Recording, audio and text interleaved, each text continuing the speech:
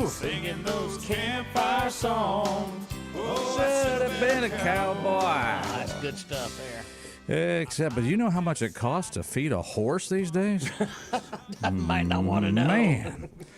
Mornings in Meridian. We're glad you're out there tuned in. Of course, throwing another good one from Toby, the late Toby Keith. They're all good. They're all good, aren't they? Roger here along with Rob. Charles is in the house. Yep. All right. So glad you folks are out there. And now it's time to introduce our guest. He is a congressman from our area. He represents us in Washington, D.C. Yeah. I want to say hi to Mr. Michael Guest.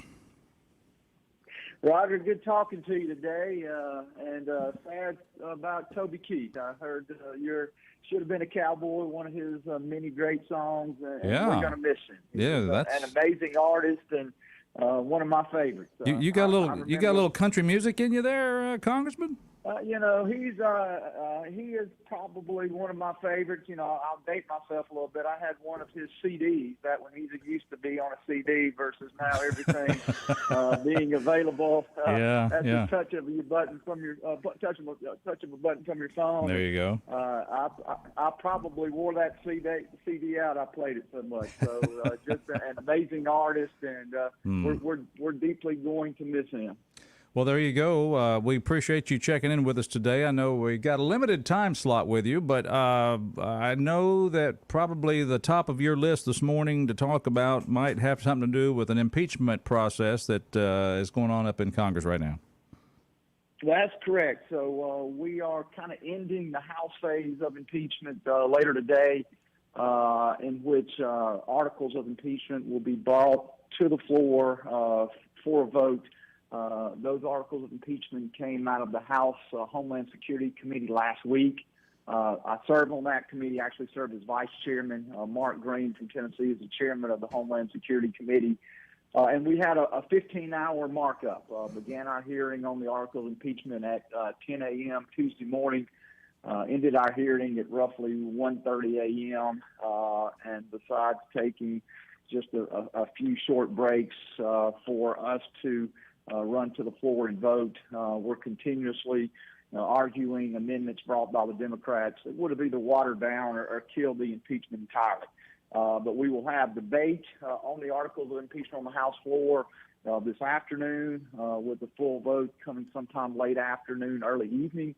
It only requires a simple majority out of the House to send the articles of impeachment to the Senate. We know that means that we're going to have nearly every Republican on board. So far, there's only one Republican, Ken Buck from the state of Colorado, who has expressed any reservations about supporting it. So I'm hopeful that we'll be able to get that done this afternoon, and then we'll begin looking at what the trial process will look like in the sitting in the next few weeks ahead. I guess what I have to ask, of course, should we be able to pass the articles of impeachment, what really do we hope to accomplish by this, Congressman? What's the end goal by doing this? It's going to be a very difficult challenge if the articles or when the articles of impeachment come out of the House. I mean, we are all upset about what's going on the border. Secretary. Yeah. Yeah, because that would require roughly 18 Democrats to vote with all Republicans, and that is highly unlikely. But look, this is the last tool that we have in our toolbox.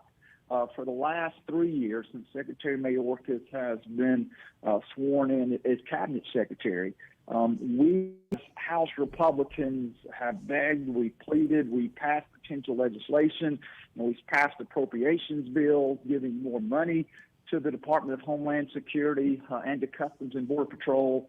And each and every month we see those immigrant numbers continue to rise.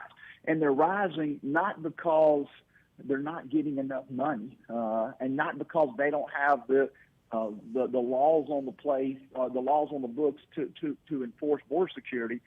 They're rising because the Secretary refuses to enforce those laws. Under the Immigration and Naturalization Act, it specifies on numerous occasions that the Secretary of Homeland Security is to detain and to remove people who are entering the country illegally, and Secretary Mayorkas has failed to do so. Okay, so basically and I'm wondering how much of this is just his simple determination not to do anything, or is he acting on the behest of the president and the administration? Well, either way, he is the person that is responsible for securing the border. I mean, it was very clear when the Department of Homeland Security was set up that was one of the Secretary's major responsibility. That falls directly on him. And so whether he's doing it intentionally, whether he's doing it as a rogue secretary outside of the direction of the president, or whether he's following the president's direction and not enforcing the law, that still falls on him. And look, he must be held accountable, and so if you look at the articles state in Article 1 that he failed to enforce the law, and the articles say in Article 2 that he breached the public trust in the fact that he has continuously lied to Congress. He has come before congressional committees time and time again. He's raised his right hand. He's taken the oath to tell the truth. And the Secretary has lied when he says that the border is secure and that we have operational control. And he'll even say the border is more secure now than when President Trump was in office. And so we as a Congress, we're fed up with his lies. We're fed up with his excuses. We just want somebody to close the damn border, and he's refusing to follow the law and do that.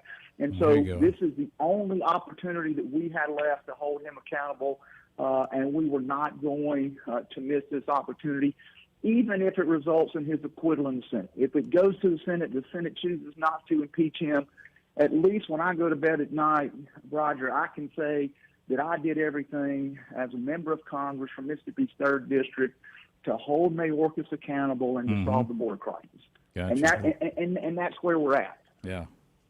Well, now I'm sitting there thinking about the Senate's doing their little thing over there with the bipartisan offering of a border bill. It's not a border bill. Yeah. I talked about that yesterday. It's not a border bill. Yeah. Ukraine bill. Yeah. So the good thing is it looks like now, since everyone has now had an opportunity to read and digest that bill, everything I'm hearing is the Senate will not even pass it. And I think part of the problem, or a big part of the problem, is you had 3 senators who sat down behind closed doors. They wrote this bill under the cover of darkness. Nobody knew what was going on. They didn't seek the input of their other senators. They sure didn't seek the input of the House. And they wrote a bill which, in my opinion, based on what I've seen so far, and I've just had a chance to kind of cursorily glance at the bill, doesn't accomplish the primary purpose of securing the border. When border security doesn't kick in until certain triggers are in place, such as 5,000 immigrants coming across the border before you can actually trigger the enforcement mechanism, that's not what Republicans would accept. And Republicans in the House last year sent over H.R. 2, the most comprehensive border security bill since I've been up here, and it did a whole lot of good. And when we sent that to the Senate just took that bill and they just threw it in the trash can. None of H.R. 2 or very little of H.R. 2 did they encompass in their border bill. I don't believe it's going to pass the Senate. And I think it's clear that if it happens to pass the Senate, that it's dead on arrival when it gets to pass. Okay, that's what it's kind of what I assume, but yeah, because I saw the Speaker of the House, Mr. Johnson, was on Fox last night, and he pretty much reiterated what you just said, Mr. Guest, is that it will be dead on arrival if it does make it to your chamber. So the Speaker, Steve Scalise, the leader, Elise Stefanik, and Tom Emmer. So the 3 elected officials for the House Republicans have all said in unison that the bill will not be taken up in the House.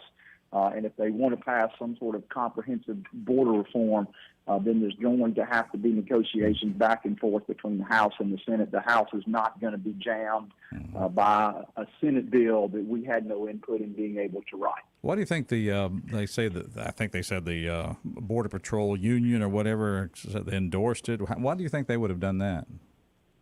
Because there's additional funds in there for Border Patrol agents. And look, we need additional agents. The agents that we have on the border, we're working those agents sometime 24/7. The bad thing is we're taking them off of their assigned duties, which should be protecting the border, and instead we're using them to process immigrants, to change diapers, to bring people food. That's not what we hired these agents to do. And so the agents see that as an opportunity to have additional agents, additional manpower. Yeah. And so I think that was their primary motivation for supporting the legislation. But I'll just tell you that it has no chance of passing the House and Senate. And so we need to get back to seeing what we can do to actually enforce the law as it exists. And that's why Republicans are so adamant about holding Secretary Mayorkas accountable. So just to summarize, and I want to ask you about Israel and the Middle East. You hope to have a vote today then for the moving forward on the impeachment? Impeachment? Yeah. Yes, sir. Yes, sir. And as I understand the Senate calendar, the Senate may take up a vote as early as tomorrow on the Senate border bill, but it requires 60 votes for them to obtain cloture, which means they advance the bill forward. Yeah. And everything that I'm hearing is there's not going to be enough votes, even if all 51 Democrat senators were to vote in favor of cloture. I don't believe that there's going to be 9 Republican senators that are going to join. And so at that point, that effectively, unless there are major changes made to the bill, that effectively kills this Senate bill that we've been hearing so much about for the last several weeks. Mr. Guest, real quick question. You said Mr. Buck is a hard no on the impeachment deal today. Do you feel like you have the votes for the simple majority today, or is there still some maneuvering happening right now? From the people that I've spoken to, there are, outside of Ken Buck, there are 3 or 4 other Republicans who are non-committal at this point as to whether or not they're going to support the legislation. Right now, we have roughly a 3-seat majority, and I say roughly because you don't know day-to-day absences who's actually going to be on the floor voting. We know that George Santos was removed from office last year. Kevin McCarthy retired. Bill Johnson retired. Steve Scalise has not been able to return to Washington because he's been getting treatment for cancer.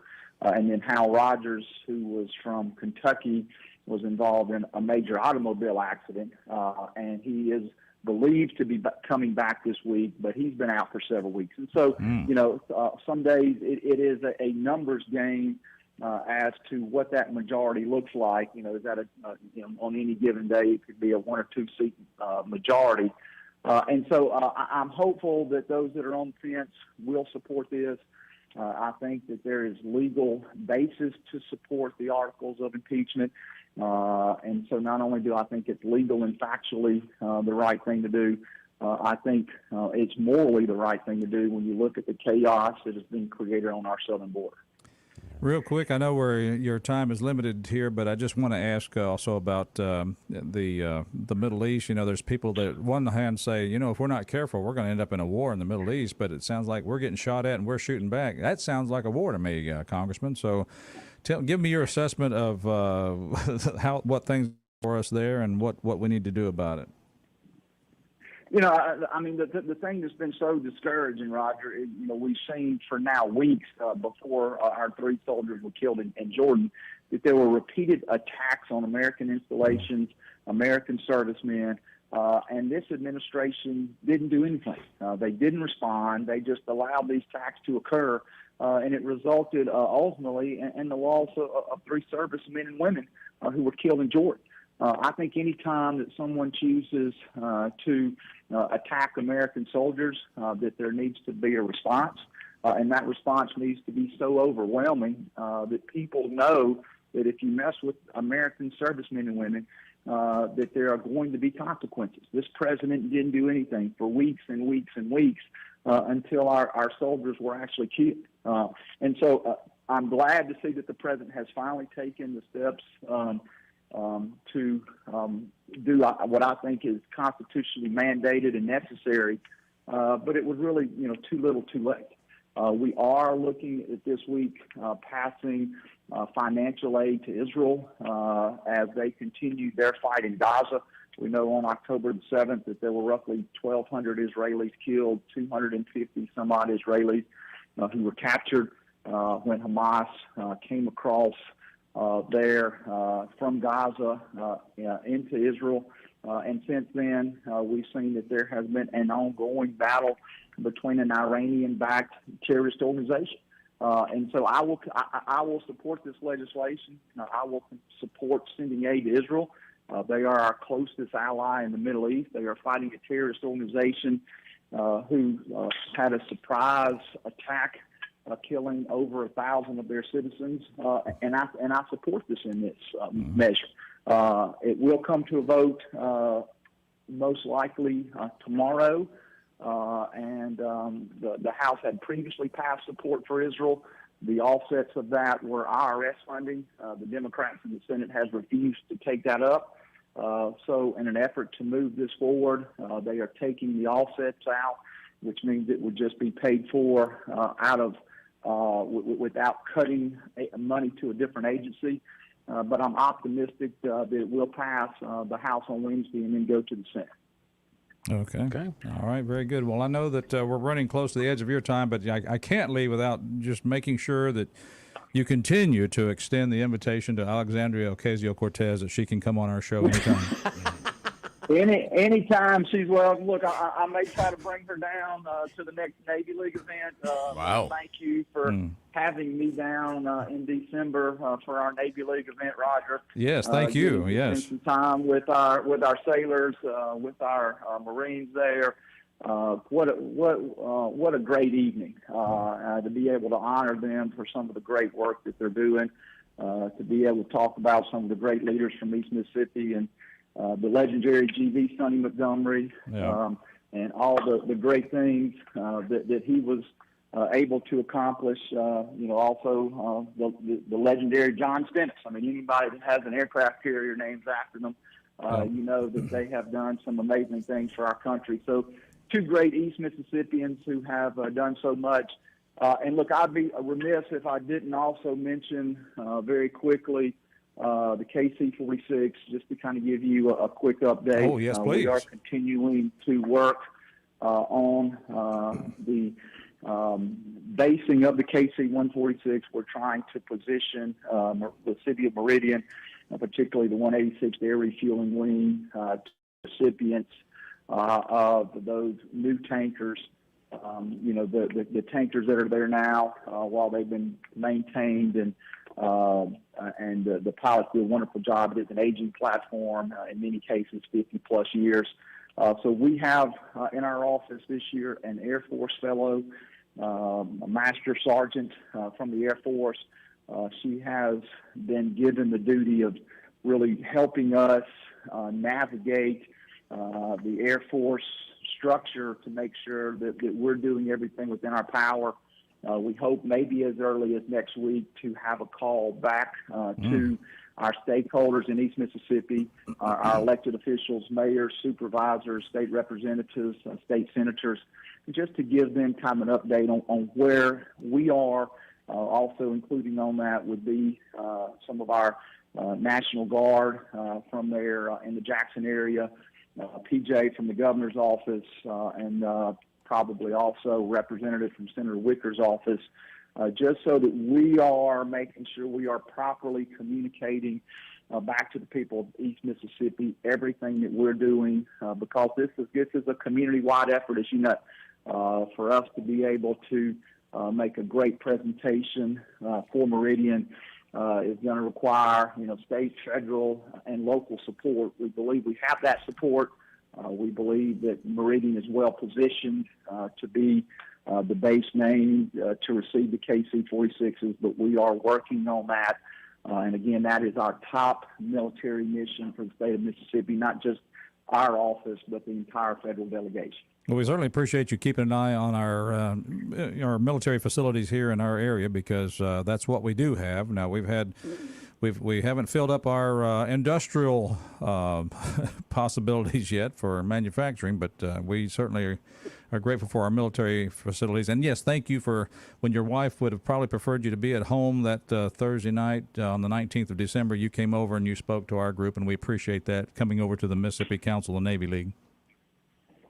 Well, it was an honor for y'all to ask me to speak, and for me to again be able to spend a few minutes with those sailors and Marines during Christmas, and for them to be recognized for the amazing work that they did. It was something that I was proud that you asked me to do, and would be willing to come back at any time.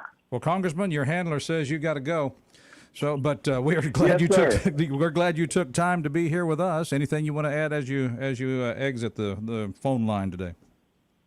No, we'd love to come back on at some point as we continue through the impeachment process and continue to keep you and your listeners updated. And appreciate you having me on this morning. You're very welcome. Thank you. Come back and see us. Congressman Yes, Michael. sir, I will. Yep. Good talking to you, Roger. Good talking to you, Congressman Michael Guest, checking in with us. And there you have it. Well, actually, we'll take a quick break and come right back. All right.